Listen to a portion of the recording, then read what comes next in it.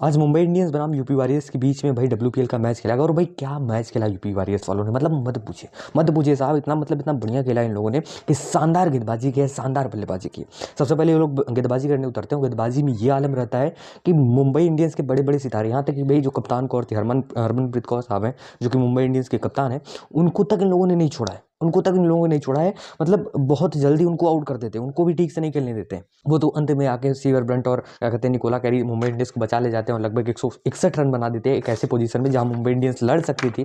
लेकिन कहते हैं ना कि किस्मत खराब हो तो आप क्या कर सकते हैं। 161 इतना बढ़िया टारगेट था।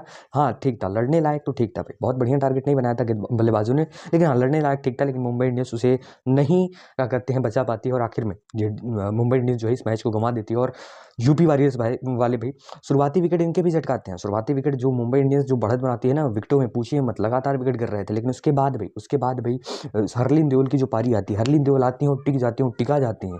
जब तक मैच नहीं खत्म होता अपना पवेलियन नहीं लौटती, मैच जिता के ही पवेलियन लौटती हैं। और इस मैच को भाई यूपी वॉरियर्स के नाम कर दिया। और सीजन का पहला मैच जो है यूपी वॉरियर्स ने भाई क्या गजब शुरुआत की है कि मुंबई इंडियंस को हरा के हमने मैच की शुरुआत की, जीत की शुरुआत की, बहुत शानदार। तो भाई इस पूरी खेल की कहानी जानने के लिए वीडियो की शुरुआत करनी पड़ेगी। तो चलिए शुरू से शुरू करते हैं, जानते हैं क्या क्या हुआ सब कुछ जानेंगे इसी वीडियो में। तो चलिए शुरू करते हैं। मुंबई इंडियंस सबसे पहले भाई बल्लेबाजी पारी की शुरुआत करती है अमनजोत कौर और कमलिनी के दम पे मुंबई इंडियंस जो है अपनी पारी की शुरुआत करती है।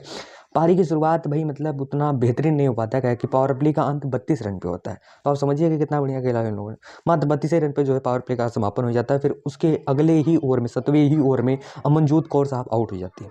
अमनजोत कौर साहब जो है वो आउट हो जाती हैं। यही बढ़िया खेल रही थी मुंबई इंडियंस की तरफ, जो भी खेल रही थी यही बढ़िया खेल रही थी। रन रेट थोड़ा कम था लेकिन ये खेल रही थी, यही बढ़िया खेल रही थी। ये यहाँ आउट हो जाती हैं लगभग 32 गेंदों पे 38 रन ठोक के आउट हो जाते हैं दीप्ति शर्मा के गेंदों पे। फिर धीरे धीरे मैच आगे बढ़ता है और यहाँ तक मुंबई इंडियंस जो है 43 पे 1 हो चुकी थी, 43 बन चुका था ओवरऑल और 1 विकेट गिर चुका था।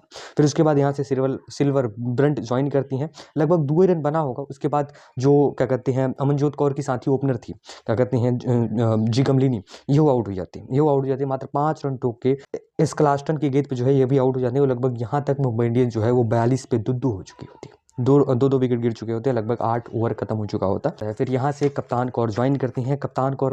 तो मुंबई इंडियंस थोड़ी थोड़ी संभलने लगती है, लेकिन इतना भी बढ़िया नहीं संभली है। मतलब ये सोचिए कि लोग 10 ओवर पे मात्र 50 रन बना के बैठे हुए हैं, मात्र 50 रन। बट यहाँ से थोड़े थोड़े रन बनने लगते हैं, टीम अच्छे पोजीशन में आने लगती है।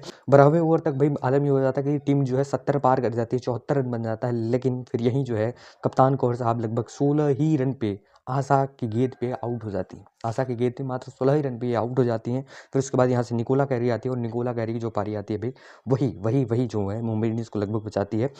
इस बार भाई सिल्वर ब्रंट भाई कई अच्छे शॉट लगाती है, क्योंकि सिल्वर ब्रंट जो है वो पहले से थी और यहाँ से निकोला कैरी भी ज्वाइन कर जाती है। तो सिल्वर ब्रंट जो है कुछ अच्छे शॉट्स लगाती हैं। मतलब ये सोचिए कि 14वें ओवर तक मुंबई इंडियंस जो है 101 रन ठोक देती है। और फिर उसके बाद भाई कैरी ने भी इनका बढ़िया साथ दिया, वो भी अच्छी खासी खेलती गई। और यहाँ तक निकोला कैरी जो है 32वें रन तक, 17वें ओवर तक भाई निकोला कैरी जो है वो 32 गेंद पे ही 50 रन, मतलब अपना अर्धशतक पूरा कर जाती है। और ओवरऑल टीम जो है वो 134 रन के मार्जिन पे पहुंच जाती है। 19वें ओवर तक ये लोग 150 पार कर जाते हैं। फिर 19वें ओवर के दूसरे की गेंदा पे जो है 19वें ओवर के दूसरे की गेंदा पे सिल्वर ब्रंट भाई 65 रन बना के यहाँ से आउट होती हैं।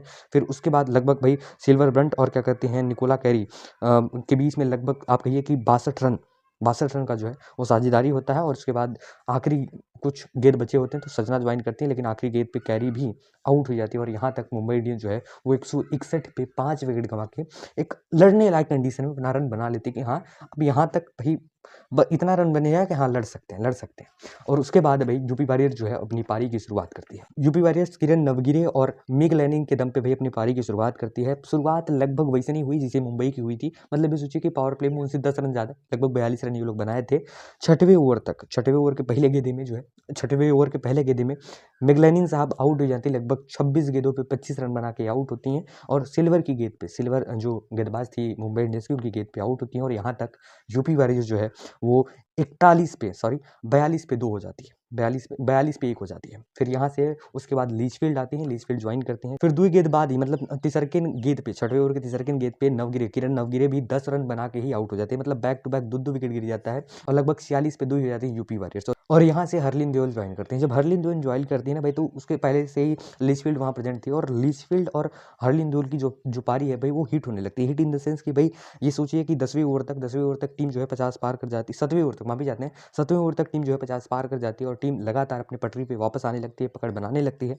जो वो विकेट गिरे थे उसके दबाव और अभाव जो है लगातार कम होते जा रहे थे। मतलब ये सोचिए कि हर ओवर में एक दो चौके तो पड़ ही रहे थे, एक दो चौके तो पड़ ही रहे थे, कहीं कहीं छक्के भी पड़ जा रहे थे। 11वें ओवर तक ये लोग 85 पे दू ही हो जाते हैं, मतलब 85 रन बन जाते हैं इन लोगों के। फिर उसके बाद भाई इन्हीं दोनों की पारी में, इन्हीं दोनों की जोड़ी में भाई टीम जो है ओवरऑल 100 रन का आंकड़ा पार करती है। इस बीच भाई हरलीन देओल ताबड़तोड़ पीट रही थी। मतलब ये सोचिए कि मात्र 20 गेंदों पे ही ये 38 रन ठोक देती हैं, इतनी खतरनाक ये खेल रही थी। उधर लीचफील्ड भी भाई अच्छा खासा टिकाए थी अपनी पारी। उसके बाद अभी 14वें ओवर में लीचफील्ड जो है वो 25 रन पे आउट हो जाती है, 21 गेंदों पे 25 रन बना के आउट होती है। और यहाँ तक भाई टीम को, यूपी वॉरियर्स को लगभग 44 रन चाहिए थे 33 गेंदों में। 33 बॉल पे 44 रन चाहिए थे। और यहाँ से जो है ट्रायन की एंट्री होती है। हरलीन अब यहाँ तक जो है अपना 50 पार कर जाती है 15वें ओवर तक। 15वें ओवर तक ट्रायन की एंट्री होती है और हरलीन जो है वो 50 पार कर जाती हैं। लेकिन लेकिन लेकिन लेकिन लेकिन हरलीन यही नहीं थमती, हरलीन यही नहीं थमती हैं। अक्सर आपने देखा हो जब मैं लेकिन बोलता हूँ तो कुछ बुरा होता है, लेकिन हरलीन जो है यही नहीं थमती, इतने पे ही नहीं थमती है वो। मतलब ये सोचिए कि इतना पीटने लगती है कि 17वें ओवर तक लगभग 39 गेंदा हो चुके थे। 39 गेंदे तक वो 64 रन पीट चुकी थी। और यही कारण था कि ये मैच जो है यूपी वॉरियर्स अपने नाम कर लेती है। 18.1 ओवर में इस मैच को अपने नाम कर लिया, और ट्रायन भी लगभग 11 गेंदों पे 21 रन मार के भाई एक अच्छी खासी अपनी पारी की समापन की। और इसी के साथ यूपी वॉरियर्स ने अपना पहला मैच जीत लिया। बाकी देखते हैं आगामी ओवरों में क्या होता है। मुंबई इंडियंस को एक बहुत बड़ा लॉस, लेकिन कोई बात नहीं, अभी आगामी मैचेस कई सारे बचे हैं, वहाँ जीतेंगे। और यूपी वॉरियर्स को बधाई भी, ऐसे ही जीतते जाइए। आपकी शुरुआत है, लेकिन इसे महज शुरुआत मत रखिए, आपने बढ़िया शुरुआत किया है, ऐसे ही मोमेंटो आगे बनाए रखिए। बाकी bye bye, goodbye, bye bye. और हरलीन देओल के लिए भी बहुत बहुत बधाई आपकी, इतना बढ़िया खेलने के लिए।